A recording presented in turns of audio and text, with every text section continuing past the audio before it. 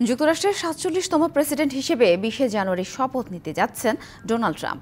এই শপথ অনুষ্ঠানে আমন্ত্রিত অতিথিদের তালিকায় স্থান পেয়েছেন আন্তর্জাতিক সম্প্রদায়ের অনেকে। চীনের প্রেসিডেন্ট শি জিনপিং আমন্ত্রণ পেলেও আমন্ত্রণ পাননি ভারতের প্রধানমন্ত্রী নরেন্দ্র মোদি। যথারীতি নিয়মের উল্টো চিত্র দেখা যাবে যুক্তরাষ্ট্রের ৪৭তম প্রেসিডেন্টের অভিষেক অনুষ্ঠানে। ডোনাল্ড ট্রাম্পের দ্বিতীয় মেয়াদে ক্ষমতা আরোহণে এবার দেখা যাবে আন্তর্জাতিক সম্প্রদায়ের রাষ্ট্র ও সরকার প্রধানদের। প্রথা অনুযায়ী মার্কিন প্রেসিডেন্টের অভিষেক অনুষ্ঠানে বিদেশি কূটনীতিকদের সৌজন্যমূলক অংশগ্রহণ থাকলেও এবারের শপথ অনুষ্ঠানে অনেক রাষ্ট্রনেতাকে আমন্ত্রণ জানিয়েছেন ট্রাম্প।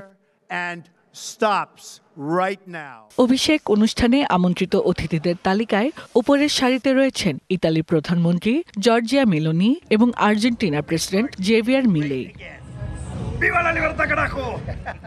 এদিকে ১ মাস পূর্বেই আমন্ত্রণ জানানো হয়েছে আমেরিকার চিরপ্রতিদ্বন্দ্বী চীনকে। তবে চীনের জ্যেষ্ঠ নেতাদের বিদেশ ভ্রমণের ক্ষেত্রে বেশ কঠোর নিয়মনীতি থাকায় প্রেসিডেন্ট শি জিনপিং এর পরিবর্তে উপস্থিত থাকতে পারেন দেশটির ভাইস প্রেসিডেন্ট ও পররাষ্ট্রমন্ত্রী।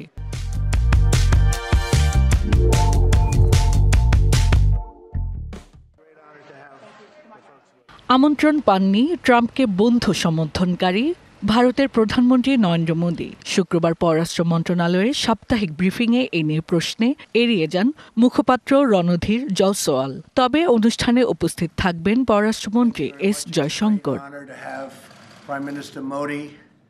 অনুষ্ঠানে যোগ দেওয়ার কথা নিশ্চিত করেছেন জাপান, লাতিন আমেরিকার এল সালভেদর ও ইকুয়েডর।